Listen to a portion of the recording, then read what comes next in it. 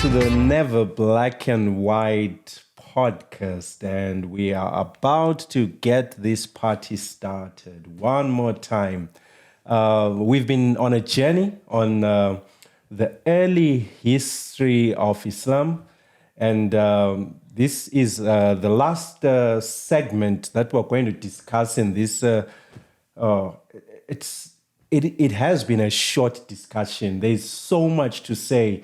And my friend and guest Imran is here with us again to walk through this with us. Imran, how are you doing today, my friend? Well, assalamu alaikum. Thank you. Yeah, I'm good. It's been a wonderful journey through this, getting to understand exactly where all this started. So let me just give you a warning. At the end of this, I am going to ask you to just give us, a 2-minute just summary of the whole journey and what it means to the person. I can imagine, Imran, there will be someone watching this who has never heard this story before. What should they take away? What does it mean for them? How does it affect their life on a daily basis when they, go to Starbucks or Tim Hortons or whatever they get to do where they work. So just keep that at the back of your mind. At the end of this, I would really ask you to speak to that. But back to our journey. The Prophet has, peace be upon him, has a treaty now in place, a treaty that is very disadvantageous to them, and yet in wisdom and divine guidance, he says, okay, well, we'll go with it until that treaty is broken by the Meccans. The Quraysh break this treaty, which ends up leading to the Muslims invading and taking over in Mecca. Now, walk us through that, because I specialize in the minor details. Give more flesh to these bare bones that I've just put out there, and briefly what happened, Imran? What led to this, and to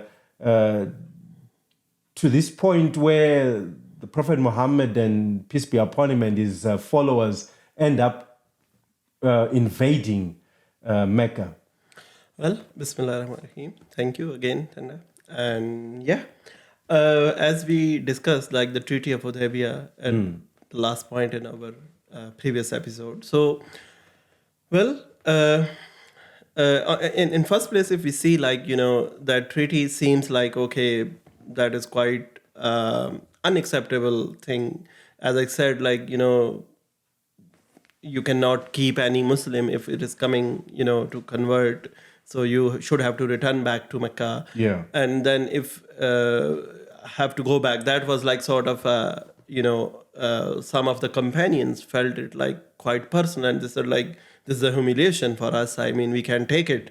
We will not go back. We will fight. And as I said, a wisdom of a general, a leader, divine messenger, basically. So that was the thing which basically, I would say, huge strategic victory of Muhammad, peace be upon him, by accepting this treaty, which we call the Treaty of Hudaybiyyah. Mm-hmm. So after that, what happened basically, the key point was, which get into the favor of Islam that time, was any of the tribe can join any of the side. Yeah. So that was the point which basically led, dozens of tribes across Arabia to join Muslim society. Mm-hmm. Join, the Constitution of Medina, what we say, they're being inculcated into the part of society. So, and those 2-3 years give a huge shift in, growing religion and as a society. So at that time, then, there was some, what we could say, the violation happened. Yeah. And that was like at the time was like around 630 C. Okay. And then there was some allies of Quraysh, like that was the Banu Bakr tribe. So they were like, the part of some sort of the conflict with the Muslims. And you said when was this happening? Around what? It was 630. 630 of the Common Era? Yeah, Common Era. So that's about what, eight years after the Hijrah? Yeah, it's like Okay. 8 years almost. Yeah. Yeah. 8 years almost after Hijrah. Yeah. Okay. So that was the Quraysh spotted like, the Banu Bakr attack violating and like this stuff. So Yeah. that was the thing which basically broke the Treaty of Hudaybiyyah. So at this time, then, Muhammad, peace be upon him, was planning this thing like, okay, because they were looking forward to get back to Mecca. But this thing basically, give a chance to make a final move. Yeah. So then they tried to negotiate actually. The Quraysh was, in a state like they realized now, Muhammad, peace be upon him, was a powerful general. I mean, he was a powerful leader. And a lot of tribe across the peninsula, they were basically, aligning with now Muhammad, peace be upon him. He Yeah. was now not like just the one, you say like a delicate or a fragile personality from what they actually think of, but he was like he was He was not, a force to be reckoned with. isn't exactly, it? yeah. So that time, then there was a plan now. Okay, we have to take this thing on. So keeping, this thing, I would say like the diplomatic efforts on the side. I Yeah. mean, there was no acceptance on that way. So there was a plan now, okay, how to invade the Mecca and take it back. So this is the thing which happened in the same year, like it was the month of Ramadan in 630 common. Yeah, of the Common Era. Yeah. So, yeah. Yeah. So that's the same year, around 8, I guess, AH after the Hijrah. Yeah. Okay. Yeah. So at this point, like Muhammad, peace be upon him, assembled an army of approximately 10,000 Muslims and they march toward Mecca. So Yeah. the size of army and the strength was like, really, overwhelming, and it was signaling like, the decisive moment. So at this point, and then when they were near to Mecca, they just camp outside the Mecca. And here, they didn't attack. So, but in the night times, this was like sort of a unique, again, based on the time and the position, that was again sort of an unconventional tactic. Muhammad, peace be upon him, ordered everybody to, lit a fire in the night. Interesting. So that shows like, make it like huge in numbers. Yeah.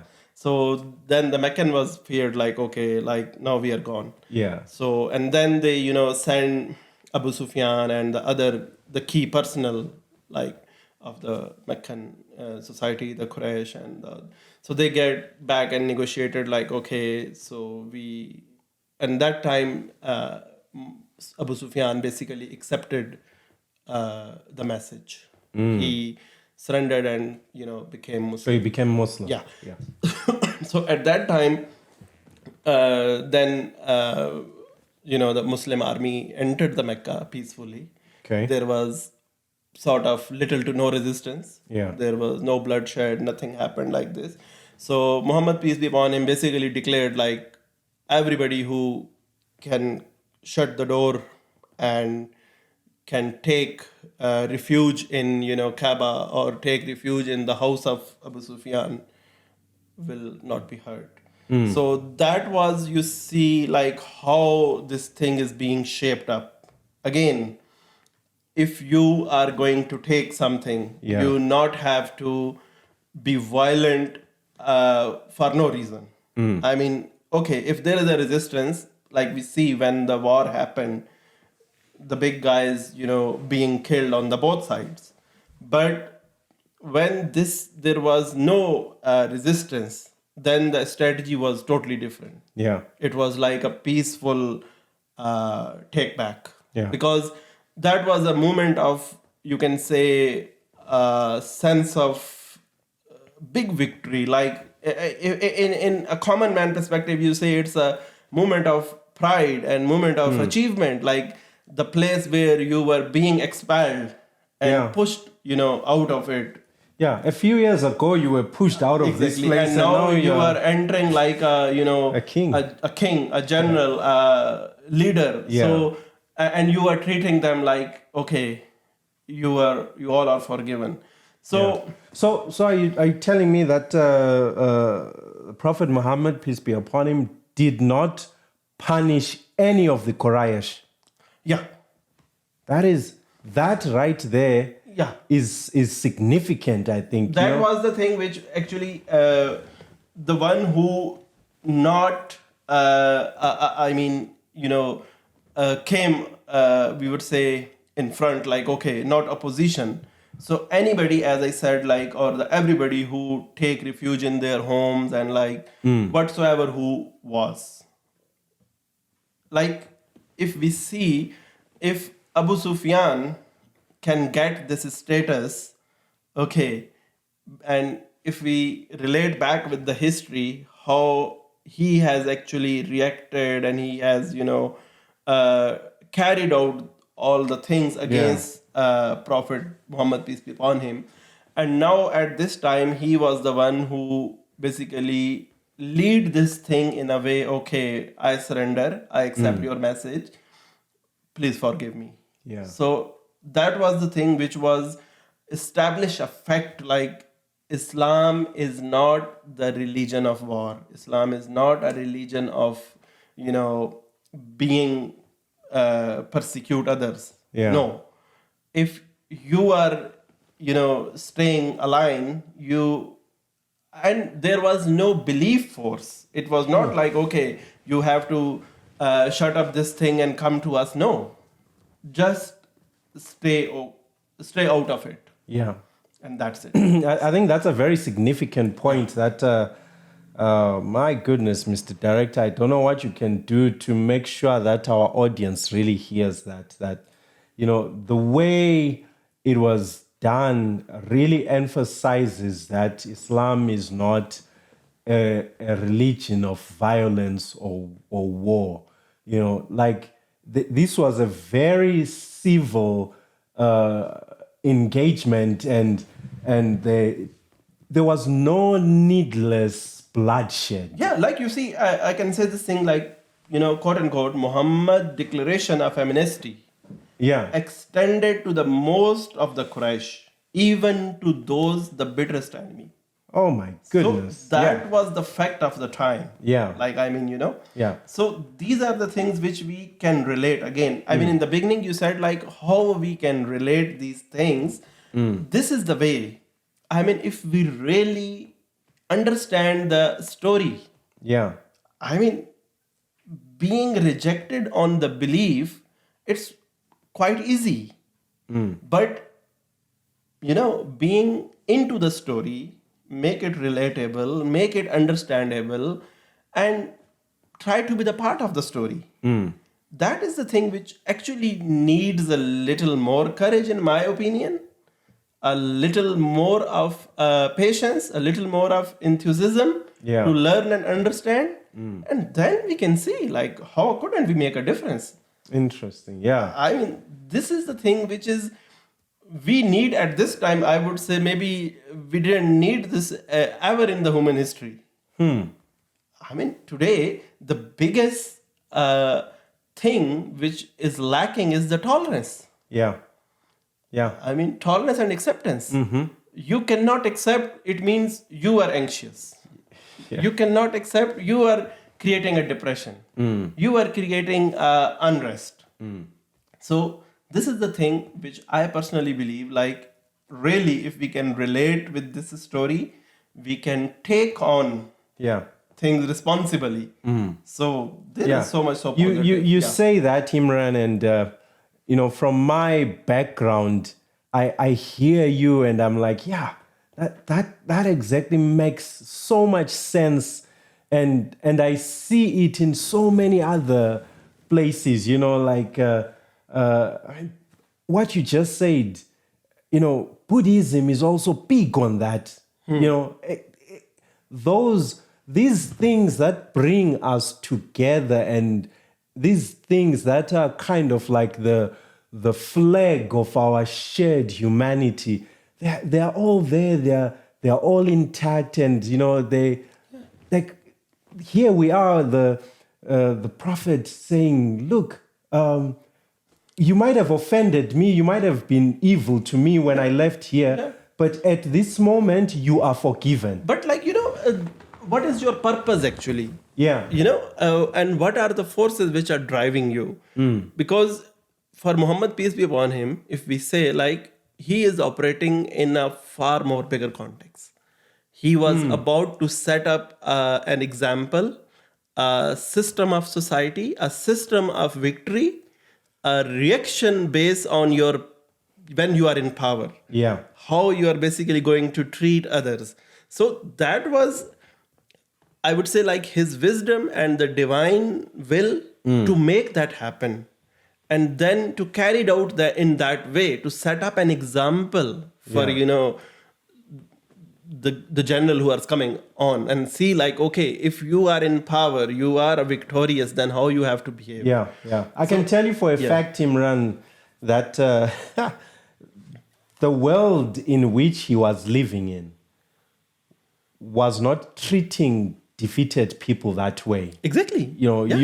You crush your enemy, you destroy, you kill them, you kill their families, you get rid of any resistance of them. Resistance, or even not resistance at some time if you don't like them.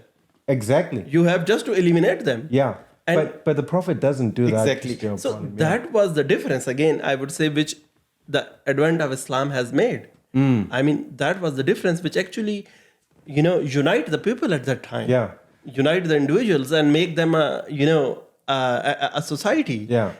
These are the rules of engagement before the rules of engagement were a thing. Exactly. Yeah. So don't quote me on that. Well, no, but this was the rule which was being set up. Okay. Yeah. Now, I mean, that thing is abolished, because now what happened, you see, the first thing which Muslim did, when they are in Mecca, the cleaning of Kaaba. Because there was the idols, as I said, more than 300 idols, around 360 or somehow. So the Kaaba was... They just, just demolish all the idols and set up this Kaaba as the new house of God. I mean, restored basically. Yeah. Restored as the house of God, and set up and then Bilal was on the top of Kaaba and say what we call adhan. The call of prayer, Allahu Akbar, Allahu Akbar, and then the whole thing. So that was the thing which was, we can see, you now have the control of everything and anything. Yeah. I'm curious, Imran, when this happened, did the people we spoke about in the previous episode who went as far as Ethiopia, do you have any evidence of some of them coming back to Mecca around this time now? Do you know? I'm just curious. I couldn't relate back. Yeah. I do not say anything on that, because that was sort of a time-bound event. I'm not sure they stayed there for the long time, because to be honest, I mean, I couldn't have anything to say on this. You know what? We'll throw it to our audience. Hey, if anyone is watching and you have more information with that, I'm curious. Please educate me. Put something we can, it send us something that I can. Yeah, it could be like migration to Abyssinia. Yeah. And then the future context of that migration. Yeah. That will be a good term to search. And then you guys can throw us some meaningful information. We'll be grateful. Always. Yeah. Pilgrimage. There were some pilgrimages that happened after that. Let me see if we can have. Yeah. Okay. So now just closing this conquest of Mecca, the last point was expansion beyond Arabia. That was the significant outcome, because now Muhammad, peace be upon him, was not like just, a preacher or like, just with a message. He was like no a supreme journal, supreme authority of being, established as a Muslim society. Yeah. So at this time now they started contacting, the other nations. There was some letters being written to, the Shah, that was like in the Persian Empire and the other empires. So that was that's a different story, like how they reacted and how it happens. Yeah.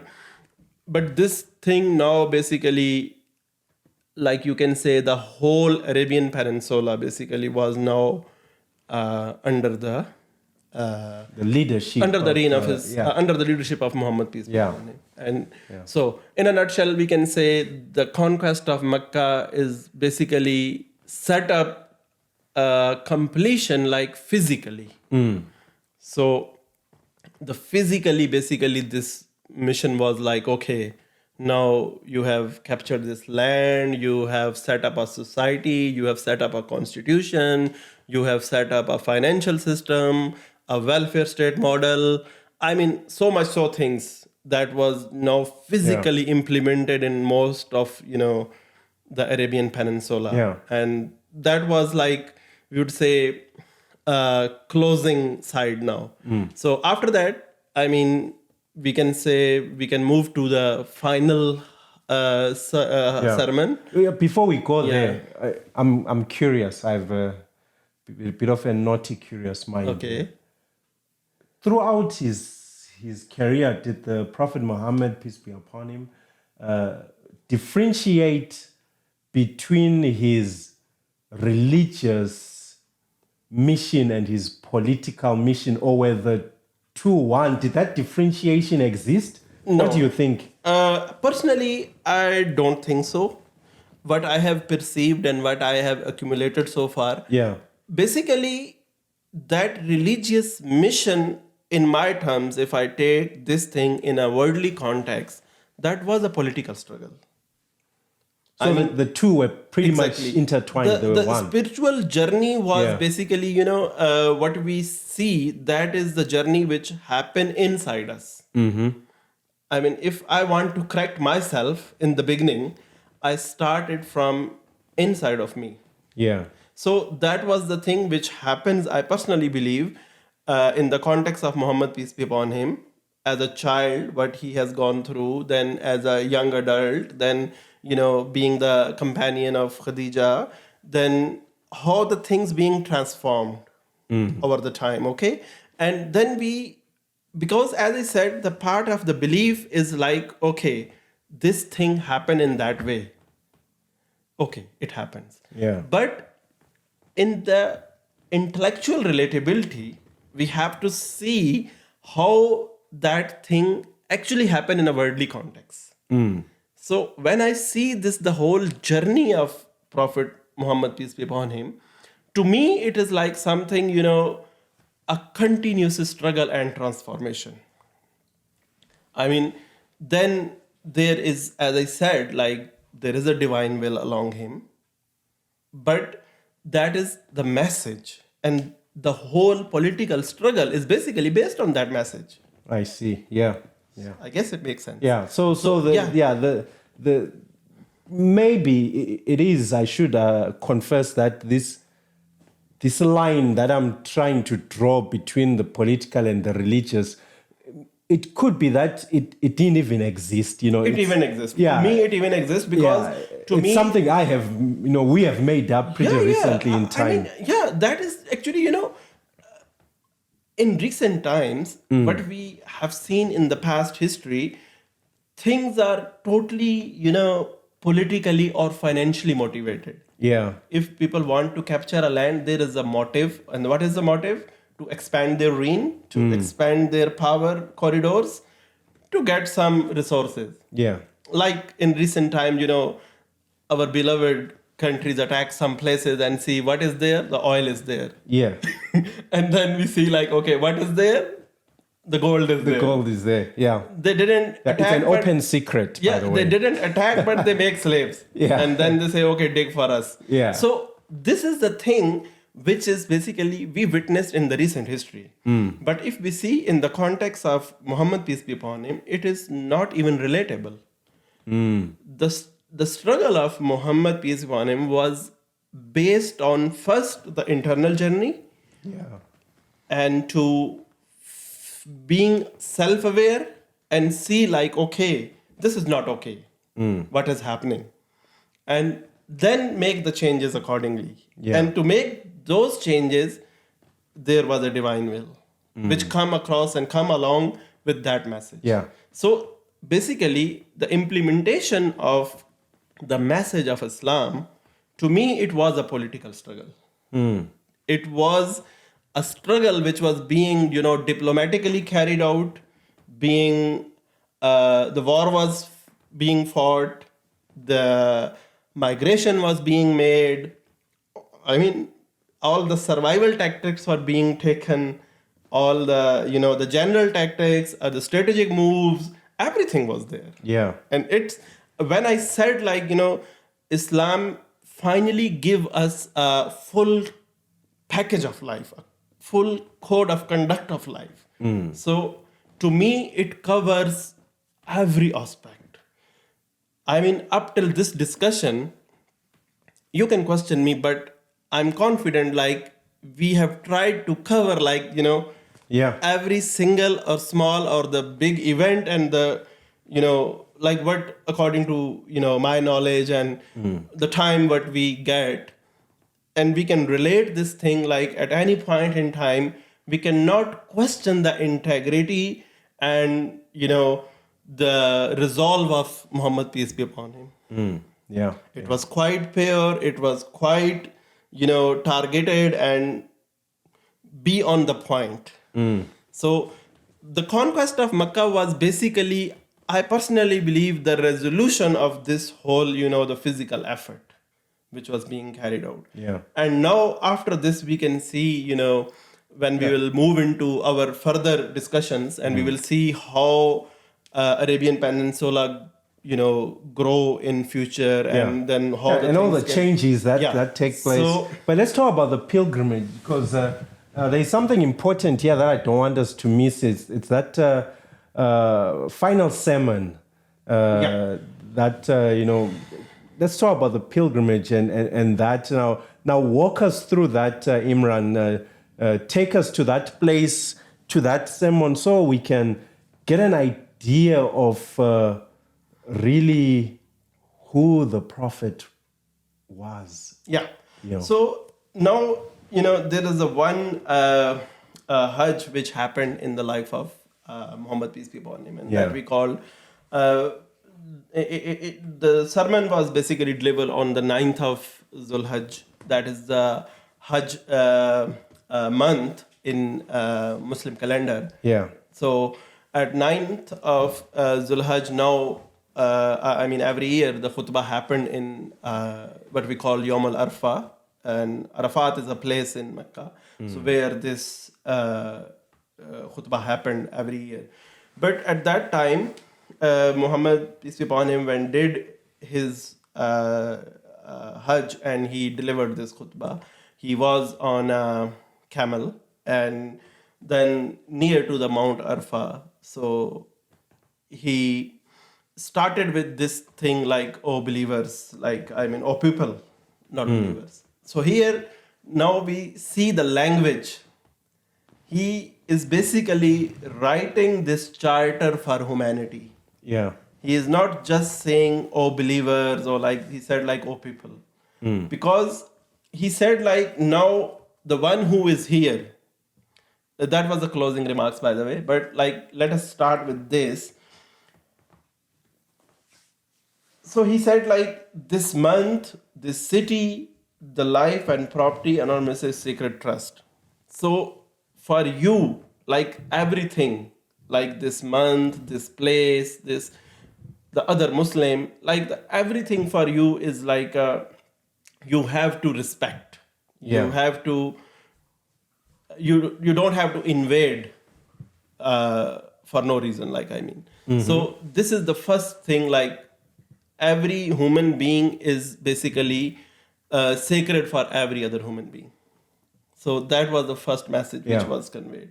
So then moving forward, like, he said like... So that is the sanctity of humanity. Exactly. That is the exact sentence which they said, like the sanctity of life, property, and honor.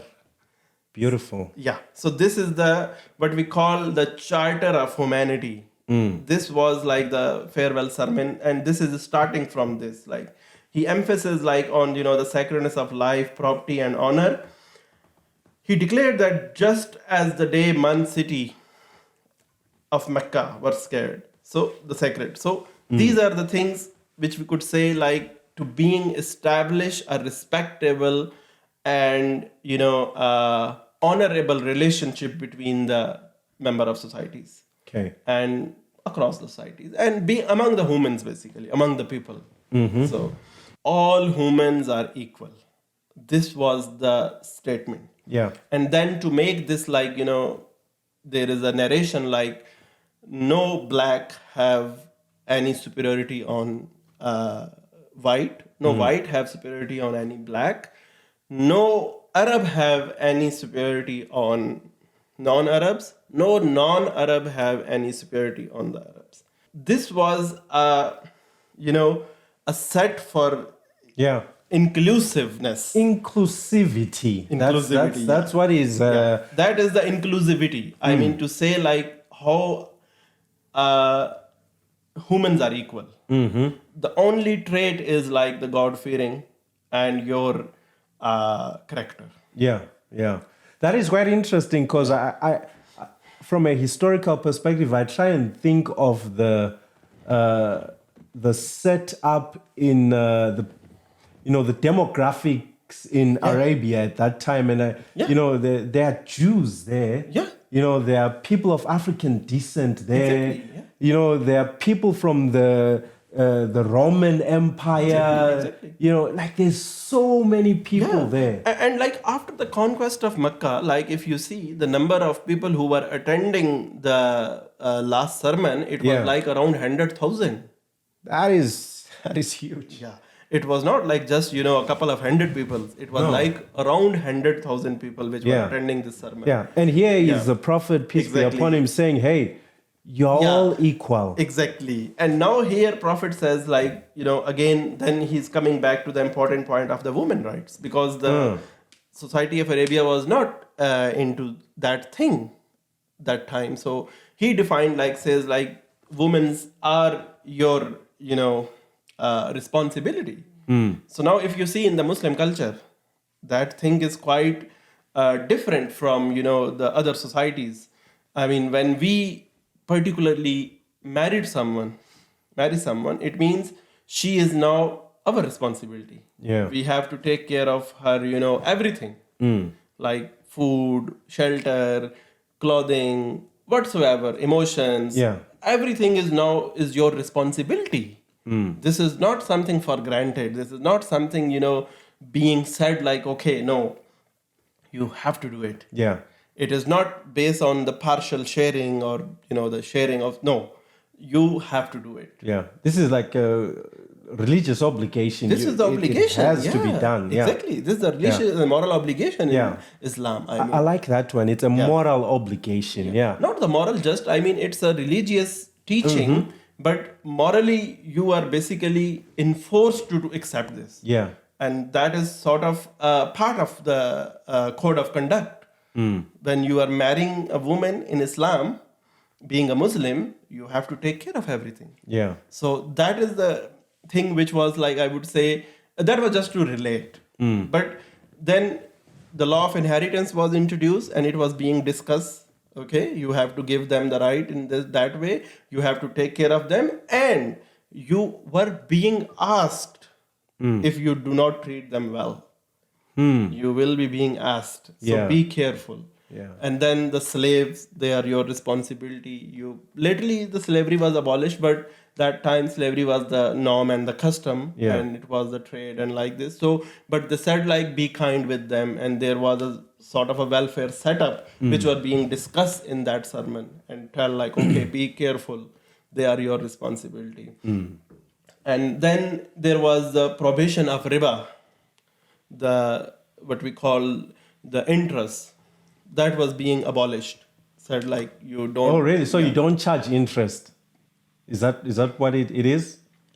I don't charge in what way, like what you. No, like when the Prophet Muhammad was presenting this, peace be upon him, is he saying that when you borrow people money, don't charge interest? Yeah, don't charge interest. Yes, because that was sort of as we talk about the age of ignorance, Yeah. the trade include this thing actually. Yeah. And if you are taking a loan, like what we see in the modern world, actually, basically the mortgage and these things, Yeah. they sort of working in that way, but they have modernized this thing and make it like, okay, we break this into the installment and you will go this way. Yeah. And in the end, maybe you are paying, far more beyond double like what or you more. double or triple or sometimes. Yeah. So that was the custom that time. That was the, sort of the method of trade. Yeah. If you are borrowing something, then maybe your generations are my slave. Yeah. And you and I can treat them anyways. That is interesting, Imran. So that was, as I said, the Islamic financial system. So the key element of the Islamic financial system is like, there is no interest. The Jews had an interesting system that is similar to that, and I mean, Jewish history, they struggled also to really implement it. It was a Shabbat, the yearly Shabbat, Sabbath, where they would implement that very thing. And it wasn't perfect, but slaves go free. Yeah. No interest in this, it's a year of rest where everyone has to have rest. And here you're telling us here that the Prophet Muhammad, peace be upon him, he institutes this as a way of life, not a thing you do every 7 years, but every moment of your life. This was as we said, the farewell sermon. If you take it as an, in the key points, and you can take any of the charter of humanity today, you cannot compare. This farewell sermon will go far beyond this thing. If you really want to favor humanity, if you really want to make an inclusive society, you want to give, the less privileges their rights. So this. Let me push you a bit here, Imran. Would you confidently say this sermon is the most pro-human charter or document that you've ever come across? Certainly it is.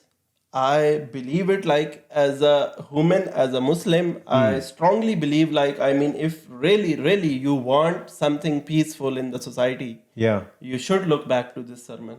Interesting. Yeah. That's beautiful. Yeah. That's beautiful. And what then, else was there? Yeah. And then there was abolition of pre-Islamic customs, which were like, because the judicial system or the law, it was like arbitrative in the age of Jahiliyyah. Like if there's a blood for the blood and like this. Yeah. So then... An eye for an eye. Yeah, an eye for an eye. So then Muhammad, peace be upon him, set up like, a justice system, settlement system, sort of a shura, as I said, and then there was sort of the court of justice was being established to see the witness and set up, the whole punishment and the things accordingly.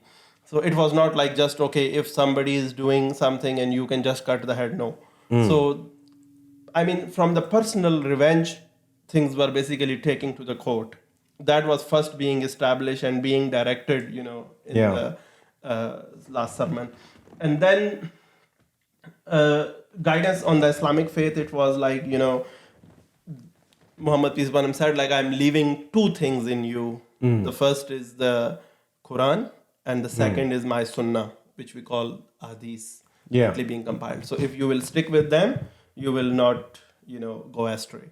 So that was the thing which was being conveyed. And today, I personally believe, a lot of things happening around where we see, like, Muslims are maybe not being that much appreciated or respected, or not being, taken seriously.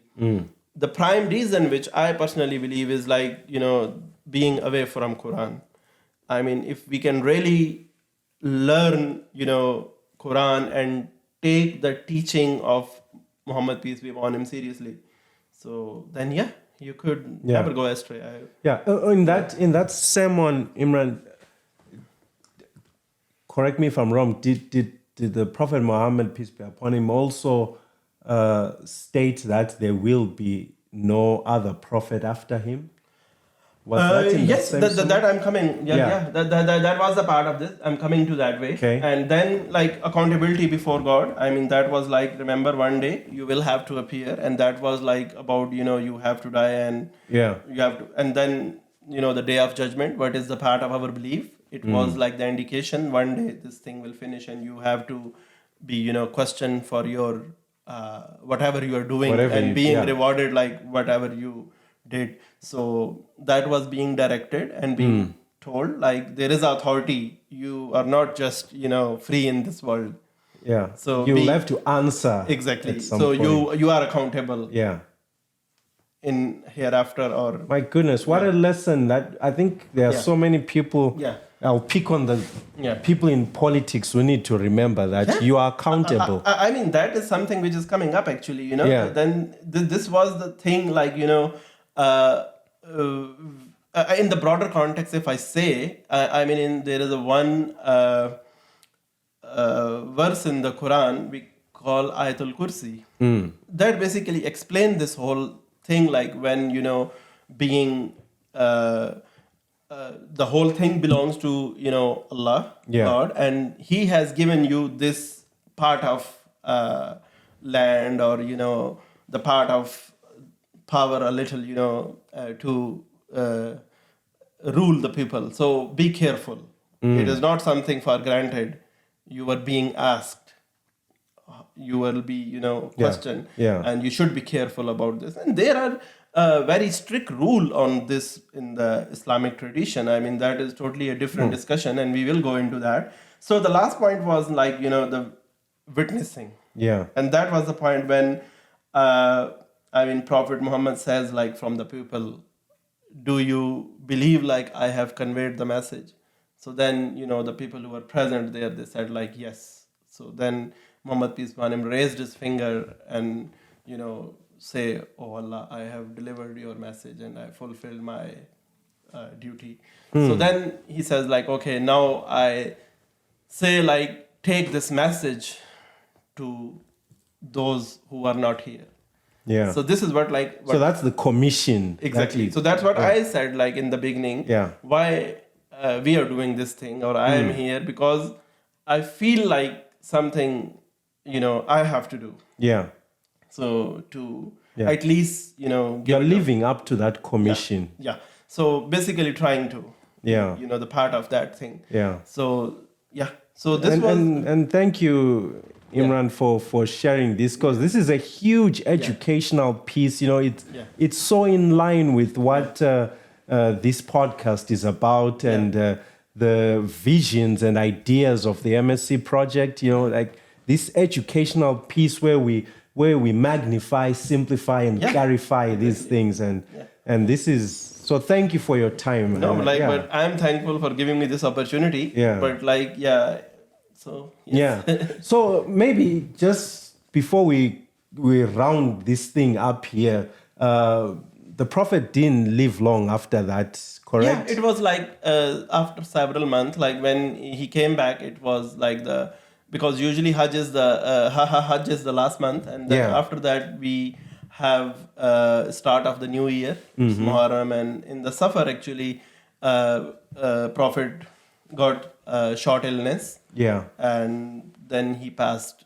away in the start of the month of Rabiul Awwal. Which marked the date of 12th of Rabiul Awwal. And it goes to 632 CE. Yeah. So, that was the time which we can say, like, the chapter of the life of Prophet Muhammad was, like, At that time, Yeah. that thing was being closed. But the message, and I would say how we can relate and we can understand, like today, we see 1 point, like around 2 billion believers across the globe. And then we can now witness in this time the fastest growing religion the people are actually True. coming across. Yeah. Because as we see again, I mean, in the time of Jahiliyyah, if you remember, this modern Jahiliyyah is again pushing us to some sort of a divine message, I personally believe. I mean, we are relating back to the things. We are trying to more rational and reasonable. Yeah. Because this modern lifestyle is pushing us, I personally believe, in something into the superficial, which is at so many points common man cannot even relate. So the success of Muhammad, peace be upon him, was and is, like today, a person like me who is trying to convey the message, and the person like you basically trying to understand and giving opportunity because it makes sense to you as well.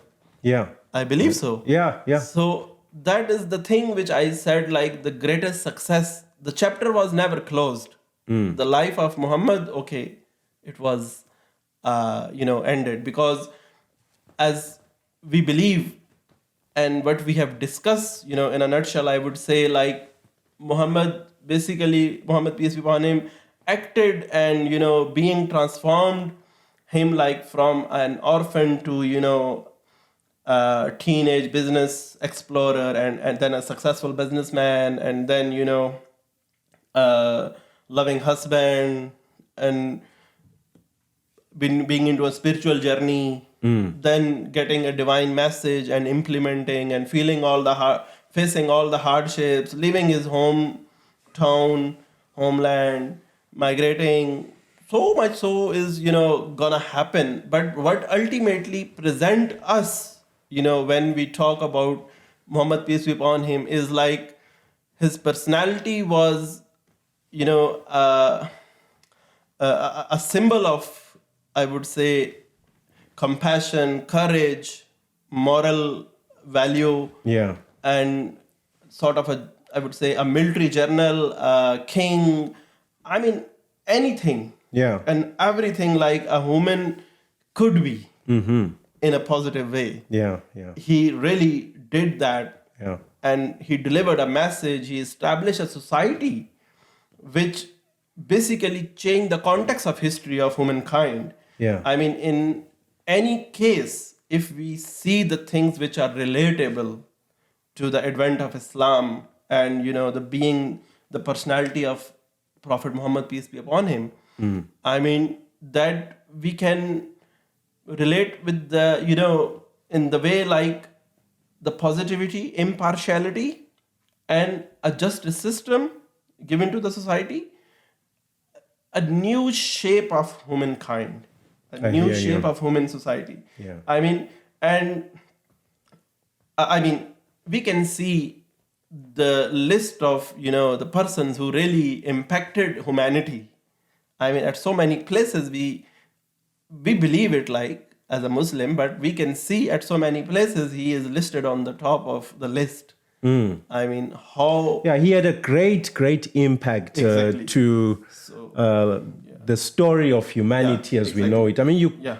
I challenge any historian out there to try and tell the story of humanity without involving what the Prophet Muhammad, peace be upon him, initiated. Like you can't. Exactly. Is a very significant figure in a very interesting so way. like to me, like I am grateful because today I get this chance to at least wrap up this our first session of discussing this story. And but before we do that, yeah. Imran, let me ask you to do me a small favor here, because there will be a number of people watching this who are not familiar with some of the literature out there. So, like you spoke about the Quran, this is the religious holy book. Yeah. Okay. Could you also explain, the hadith?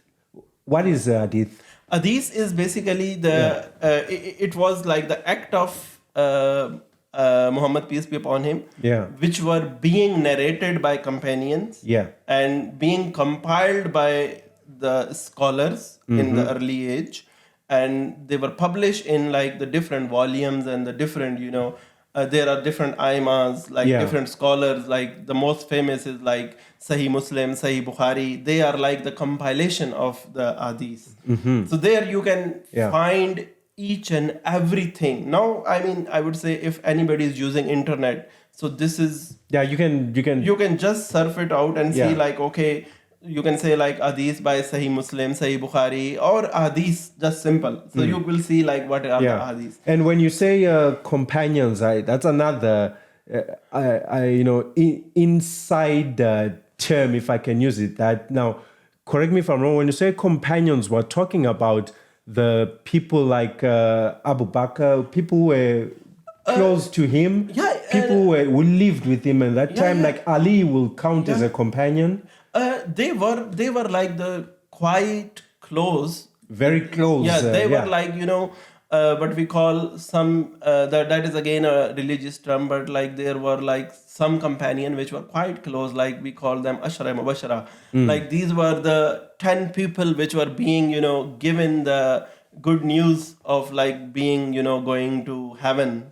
Yeah. Jannah. So some people are among them, but most of the narrators, they were like, being interacted on the different ways. Yeah. In the different timing and the different matters. And then they see how Prophet Muhammad, peace be upon him, reacted and directed them like how to act. Yeah. And how to adopt the things. Yeah. So this is the whole thing which basically, I would say, comprises the hadith, like the action of what we call the sunnah of Prophet. Yeah, and for those who want to search out more, this is not only, like there were other societies that interacted with Prophet Muhammad, peace be upon him, in his time. I've come across stuff in Syriac. There's so much information out there, so you should be able to just look it up and you'll get to know more. And even there's a lot that we didn't cover here because of time constraints, you know. Yeah. So you can find a lot of this stuff out there, and you can confidently, approach. I'm going to talk about this towards the end. You can approach people and also ask them, if you're not from the Muslim community, and say, hey, could you tell me more about this? I want to learn. I want to understand this much better. Let's have this open space where we can talk. Let's replicate this in our communities. Yeah, sure. I'm all in. And I would say, like, definitely, maybe you have any interacting email or like sort of the thing. So you can put it on your, under the videos or across in the contact list. So we will happy to answer. Yeah. And to have such more, because there are so many significant events which even we did not discuss. Yes. Like there is, there is a night of Isra, like Mehraj, which happened that we did not discuss. Yeah. And then as we try to summarize this whole stuff, but I would be more happy to engage with, the such discussions and to take this thing, even further. Further on another level. Yeah. And lately, I guess we can plan to discuss some of the key events. Yeah. And again, I would say, like, today we discussed the summary of the last sermon. So I would recommend, like, if we can do, a different session on this thing, because that is the thing which significantly highlight the struggle of Prophet Muhammad, peace be upon him. Yeah. And the key essence of religion Islam. Wonderful. Yeah. So let me put you in that corner that I said I will put you in. where I'm. Oh, so you want to corner me now? Wow. Yeah, Interesting. you are officially being cornered. Oh, thank you. So, Imran, imagine someone just decided to watch these last 2 minutes, and could you summarize this journey of the early life or the beginnings of Islam, the early life of the Prophet? What is the one takeaway thing, that if you could just put it in a, kind of like in a nutshell, say, okay, this is what this story is about. This is what's important. If you could just do that for us, Mr. Director, camera number 2, I imagine it is, which is that one. Tell our audience right there, summarize it for us. To summarize this, it is not that easy, but let me try. The first and the foremost thing, I would say, we should be idealists. We have to decide our destiny by our actions. So that's what we can see in the struggle of Muhammad, peace be upon him, which was initiated like from nothing. Yeah. And ended up on like being a leader of humanity. So I would say be focused, be into rationalizing yourself, your thoughts, and stay into the time like where you can make the difference and you can really take this thing on and the ownership of the actions. So that is the thing which will actually lead us to share a common humanitarian ground, and we can contribute well, I believe. Thank you. Thank you, Imran. We have a lot more stuff you and I need to really talk about. A lot of things happened after this, but I guess we'll drop it here for this time. And if I could just say something to our audience here. Look, guys, we live in this global community together. One thing I've learned in my own spiritual journey and, as a spiritual practitioner is that whenever you hear a story about a person before you meet that person, you tend to have biases because stories might be biased. Today, on the Never Black and White podcast, we're showing that, well, what you've seen in the Western media is probably most likely not entirely true. As Imran has been walking us through this journey, you have begun to not only see the story, but hear exactly what it means to be a Muslim, what it means to him, what it means to so many other people that you might know, people that are your neighbors, your workmates, and so on. And so I encourage you, get to know people, know their story, know where they come from, know their background. And you will see that, as Imran was sharing here at the end, we will begin to have this community where our shared humanity is far much more valuable than so many other things that we think are important. We will start to value each other more than we do at this moment. So take your time, get to know someone, and remember, it's not always as black and white as you think. Again, until the next time, take care.